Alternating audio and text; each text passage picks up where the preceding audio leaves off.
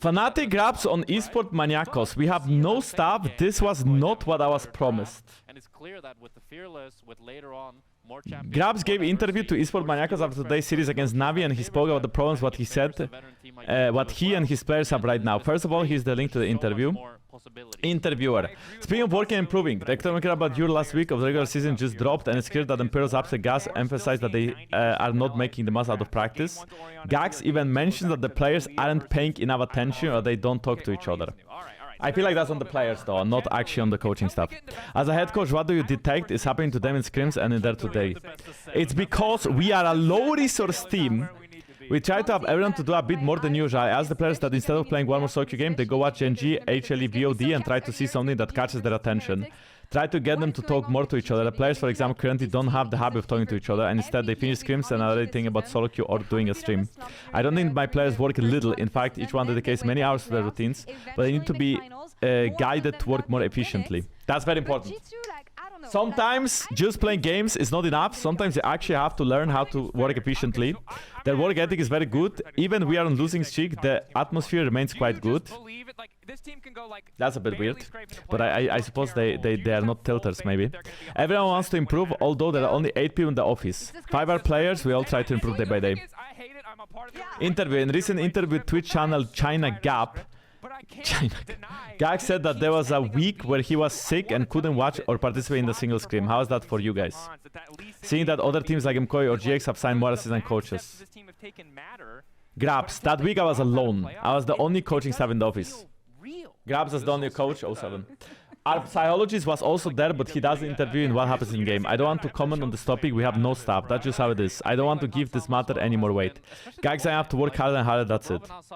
That's what I'm saying. Commenting more on the subject wouldn't leave me in a good spot with Fnatic. I mean, put it in the video if you want, I don't care. That's how it is! It was my intention to start the season with only 2 assistants, one being psychologist. It wasn't what I was promised, but here we are. That's it, even though having more help would be useful, I don't want to put an excuse. Okay, that sounds like some misunderstanding in Fnatic, because that sounds like Grabs made a deal with Fnatic to actually get more coaches that would help improve the team, but it seems like Fnatic didn't sign anybody, and they are still stuck with Grabs, a psychologist, and one Gax coach. One of them I assume does drafts, one of them does in-game stuff. That's why my players, we say that we have to work harder than the rest. We don't have the chance to play solo queue. If my players can do reviews of games from Korean teams by themselves, that's already a huge help. There is no other person to do it for us. Okay, I feel like reading this, I absolutely agree that more staff and more coaching staff is important for the team.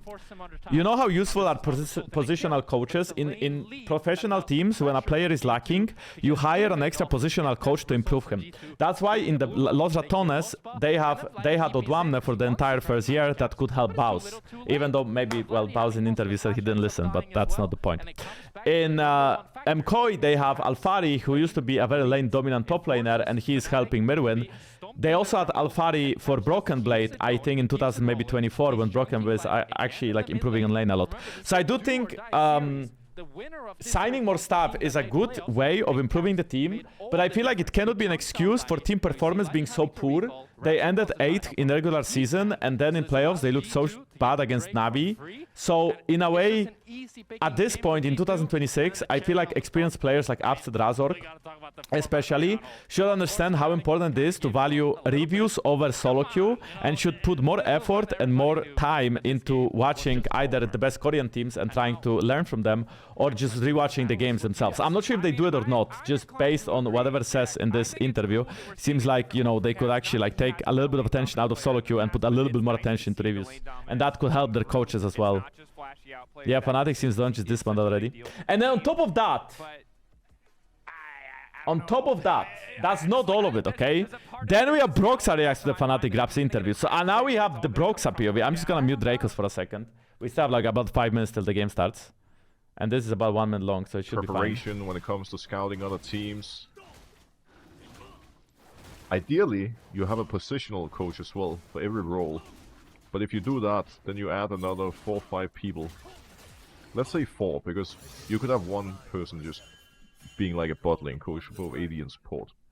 So how many people are we at now? Like 8? Then if you really want to go the extra mile, You also need a physiotherapist. You need a mental coach.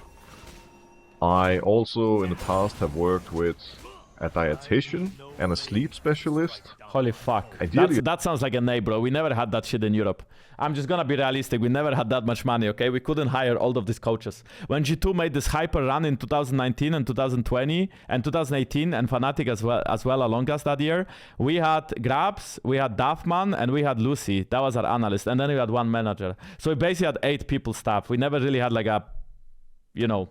I'm not saying it's not useful. I'm saying it absolutely is. And if teams can afford it, they should push for it. Especially, I think a mental coach is so important because a lot of pro players are young. I think having somebody that also helps with the positional coaching, with the scouting, like all of this is important. I'm not gonna lie. Like all of this is amazing to have. Personal chef who can cook for the team. I think having professional chef is something that every team has at this point, or at least like they have professionally made meals that are healthy delivered to the office. Probably more. So how the fuck am I in 2026 reading parts of an interview where the Fnatic coach tells me that they are 2 people? Good luck, boys. Okay, if that was so tilted, then your blocks are tilted. That's crazy. Fred_Burkoff yaps, I love your stream and everything you do. You are so entertaining and it's easy to learn from you. You make Thank all you. my days better and I'm growing to be a better person because of you. From the bottom of my heart, Thank you, appreciate it. Thank you, Broxah.